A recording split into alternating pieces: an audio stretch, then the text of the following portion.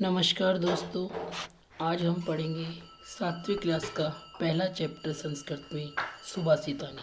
सुभाषितानी का मतलब होता है सुंदर वचन। सुंदर वचन या अच्छे वचन कह दो, एक ही बात है।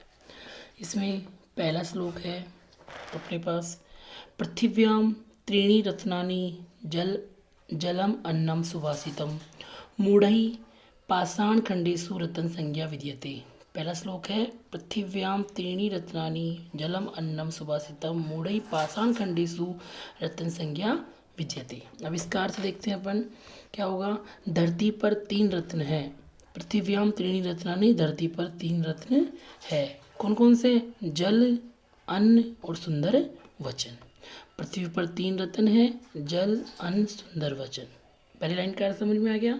पृथ्वी पर 3 रत्न है, जल, अन्न और सुंदर वचन। उसके बाद दूसरी लाइन है, मूढ़ै पाषाण खंडेषु रत्न संज्ञा विद्यते। मूढ़ै पाषाण खंडेषु रत्न संज्ञा विद्यते। इस लाइन का अर्थ होगा कि मूर्खों के द्वारा ही पत्थर के टुकड़ों में रत्न समझा जाता है। यानी मूर्खों के द्वारा जो पत्थर के टुकड़े होते हैं ना, उनको ही रत्न समझा जाता है। उनके हिसाब से, इनके हिसाब से ये है कि जो मूर्ख लोग होते हैं वो जो पत्थर होते हैं उनको ही क्या समझते हैं? रत्न समझते हैं। क्या समझते हैं? रत्न समझते हैं। ठीक है। उसके बाद दूसरा पहला श्लोक समझ में आ गया। वापस से देख लीजिए एक बार कि पृथिव्याम त्रीणि रत्नानि, पृथ्वी पर 3 रत्न होते हैं, जलम अन्नम सुभाषितम, जल, अन्न और सुभाषित यानी सुंदर वचन। मूढ़ै पाषाण खंडेषु रत्न संज्ञा विद्यते, और जो मूर्ख लोग हैं वो पत्थर के टुकड़ों को ही रत्न समझते हैं। पहला श्लोक का समझ में आया। अब देखो दूसरा श्लोक, सत्येन धार्यते पृथ्वी सत्येन तपति रवि सत्येन वाति वायुश्च सर्वं सत्ये प्रतिष्ठितम। कि सत्येन धार्यते पृथ्वी सत्येन तपति रवि सत्येन वाति वायुश्च सर्वं सत्ये प्रतिष्ठितम। कि धरती सत्य के द्वारा धारण की जाती है। सत्येन धार्यते कि धरती पर जो कुछ भी होता है वो सत्य है। सत्य से ही धरती धारण की जा सकती है। सत्येन तपति रवि, और जो सूर्य है वो भी सत्य के द्वारा ही तपता है। सत्य तपता है मतलब जलता है। सत्येन वाति वायुश्च, और जो वायु है वो भी सत्य से ही बहती है। उसके बाद में सर्वे सत्य प्रतिष्ठितम, यानी कि सभी जगह सत्य है, यानी कि सब में स्थित है जो सत्य ही है। कि सत्येन धार्यते पृथ्वी, धरती सत्य के द्वारा ही धारण की जाती है। सत्येन तपति रवि, सूर्य सत्य के द्वारा तपता है। सत्येन वाति वायुश्च, जो वायु है वो भी सत्य से ही बहती है। सर्वम सत्यम प्रतिष्ठा, यानी कि सभी जगह सत्य निहित है। ठीक है, ये हो गया दूसरा श्लोक। उसके बाद तीसरा श्लोक देखेंगे। 2 श्लोक समझ में आ गए। तीसरा है, दाने तपसि शौर्ये च विज्ञाने विनयने विस्मयो न ही कर्तव्यो बहुरत्ना वसुंधरा। कि दाने तपसि शौर्ये च विज्ञाने विनयने विस्मयो न ही कर्तव्यो बहुरत्ना वसुंधरा। तो इसका अर्थ क्या होगा कि दान में, तपसे तपस्या में, दान में, तप से तपस्या में, दान में, तपस्या में, शौर्य या बल में, विज्ञान में, विनम्रता में और नीति में आश्चर्य नहीं करना चाहिए। कि हमें दान में, तपस्या में, बल में, विज्ञान में, विनम्रता में और नीति में कभी भी आश्चर्य नहीं करना चाहिए। क्योंकि कर्तव्य बहुरत्ना वसुंधरा, क्योंकि जो पृथ्वी है वो बहुत रत्नों वाली है, अनेक रत्नों वाली है। कि हमें दाने तपसि शौर्ये च विज्ञाने विनयने विस्मयो न ही कर्तव्य बहुरत्ना वसुंधरा। कि दान में, तपस्या में, बल में, कि दान में, तपस्या में और बल में हमें आश्चर्य नहीं कर, विनम्रता में, विज्ञान में हमें आश्चर्य नहीं करना चाहिए। क्योंकि जो पृथ्वी है ना, वो बहुत रत्नों वाली यानी कि अनेक रत्नों वाली है। ठीक है। उसके बाद में तीसरा श्लोक समझ में आ गया। अब देखो चौथा श्लोक, सद्धिरेव सहासीत सद्धिः कुर्वीत संगतिम सद्धिर्विवादम मैत्रीम च न सद्धि किंचित आचरेत। कि सद्धिरेव सहासीत सद्धिः कुर्वीत संगीतम सद्धिर्विवादम मैत्री च न सद्धि किंचित आचरेत।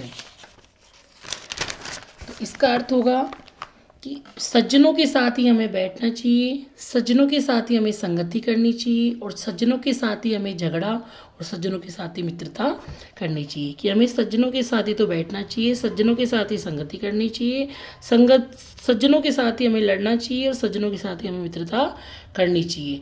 असज्जन और दुष्ट लोगों के साथ हमें किसी भी प्रकार का आचरण नहीं करना चाहिए। कि जो कुछ भी हमें करना है वो किन के साथ करना है, सज्जन के साथ। मित्रता भी सज्जनों के साथ करनी है, तो झगड़ा लड़ाई जो भी करनी है वो भी सज्जनों के साथ करनी है। लेकिन असज्जन व्यक्ति, जो दुष्ट व्यक्ति होते हैं, उनके साथ हमें किसी भी प्रकार का कोई व्यवहार नहीं करना चाहिए। आया समझ में? एक बार फिर से देख लीजिए। सद्धिरेव साहसित सद्धि कुर्वित संगीतम सद्धिर्विवादम मैत्रीम च न सद्धि किंचित आचरेत। कि हमें सज्जनों के साथ ही बैठना चाहिए, सज्जनों के साथ ही संगति करनी चाहिए, सज्जनों के साथ ही झगड़ा करना चाहिए, सज्जनों के साथ ही मित्रता करनी चाहिए। ना सद्य किंचित आचरित, इसका अर्थ होगा ना सद्य किंचित आचरित का, लेकिन हमें असज्जन व्यक्ति के साथ या दुष्ट व्यक्ति के साथ किसी भी प्रकार का आचरण नहीं करना। उसके बाद में देखेंगे अपन नेक्स्ट श्लोक। यहाँ तक समझ में आ गए? 4 श्लोकों में किसी कोई परेशानी? चलो आगे बढ़ते हैं। उसके बाद में है 5वां श्लोक। धन धान्य प्रयोगेषु विद्याया संग्रहेषु च आहारे व्यवहारे च त्यक्त लज्जे सुखी भवेत्। कि धन धान्य प्रयोगेषु विद्याया संग्रहेषु च आहारे व्यवहारे च त्यक्त लज्जे सुखी भवेत्। कि धन धान्य के प्रयोग में, विद्या संग्रहण करने में, धन धान्य के प्रयोग में, विद्या संग्रहण करने में, भोजन में और व्यवहार में हमें कभी भी संकोच नहीं करना चाहिए। यानी कि हमें धन धान्य के प्रयोग करने के लिए, विद्या का संग्रह करने के लिए और भोजन में और व्यवहार में कभी भी संकोच नहीं करना चाहिए। क्योंकि अगर इनको करने में हम सबको संकोच करते हैं तो हम हमेशा दुखी रहते हैं, हम सुख को प्राप्त नहीं कर पाते हैं। तो धन धान्य के प्रयोग में, विद्या के संग्रह में और व्यवहार में और भोजन में, इनमें हमें कभी भी संकोच नहीं करना चाहिए। ठीक है, ये समझ में आ गया। अब नेक्स्ट श्लोक देखते हैं, लास्ट 6ठा। समावशीकृति लोकई समया किम न साध्यते शांति खड़क करे यश्य किम करिष्यति दुर्जन है। इसमें होगा संसार में समावशीकरण है, यानी कि क्षमा ही सबसे, वशीकरण का समा ही सबसे अच्छा साधन है। कि समय वशीकृति लोकई समया किम न साध्यते। कि समा ही, संसार में क्षमा ही वशीकरण है, अर्थात क्षमा करने से सब कुछ वश में किया जा सकता है। कि समा वशीकरण का सबसे अच्छा साधन है, कि क्षमा करने से सब कुछ वश में किया जा सकता है। ठीक है, समझ में आ गया। उसके बाद में दूसरी लाइन है शांति खड़क करे यस्य किम करिष्यति दुर्जन है। कि और जो शांति रूपी जो तलवार है, जो भी कार्य हम सिद्ध करते हैं वो शांति रूपी तलवार से कर सकते हैं, उसका दुर्जन कुछ भी नहीं कर सकता है। कि क्षमा ही एक, संसार में क्षमा जो है उस वशीकरण का सबसे अच्छा साधन बताया गया है, तथा शांति रूपी तलवार से, इनकी शांति बनाए रखते हुए हम सब कुछ हासिल कर सकते हैं। कि दुर्जन भी हमारा कुछ नहीं बिगाड़ सकता है। ये था 7वां चैप्टर। ठीक है, इसके बाद में इसकी प्रश्न उत्तर हैं।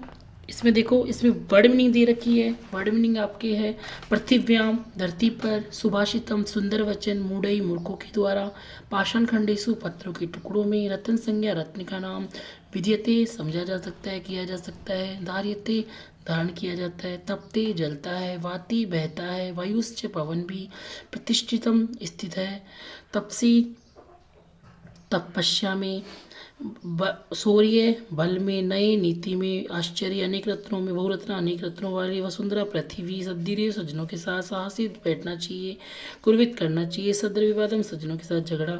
तो ये वर्ड मीनिंग थी आपकी। आगे कुछ और वर्ड मीनिंग है 2-4, इनको आप याद कर लीजिएगा।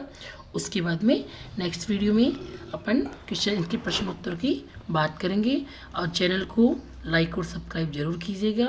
आज का वीडियो आपको पसंद आया होगा और नेक्स्ट वीडियो के लिए इंतज़ार करिए। धन्यवाद।